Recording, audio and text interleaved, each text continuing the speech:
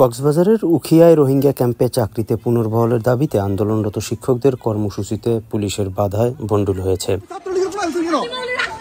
এ সময় পরিস্থিতি নিয়ন্ত্রণে লাঠিচার্জ করলে কয়েকজন আন্দোলনকারী আহত হয়। এ ঘটনায় 10 জনকে পুলিশ হেফাজতে নেওয়া হয়েছে।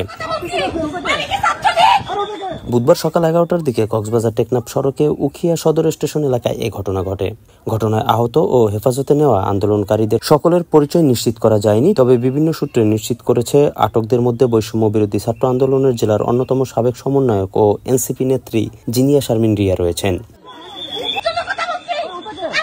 কয়েকজন আন্দোলনকারী চাকরিচ্যুত শিক্ষক জানিয়েছেন, সকালে উখিয়া সদর স্টেশনের ফলিয়াপাড়া রাস্তার মোড়ে 40-50 জন ভুক্তভোগী শিক্ষক অবস্থান নিয়ে শান্তিপূর্ণ বিক্ষোভ করছিলেন।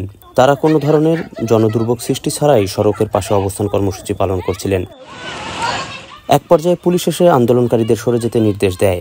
এতে পুলিশের নির্দেশ অমান্য করতে থাকলে আন্দোলনকারীদের উপর লাঠিপেটা শুরু করা হয়।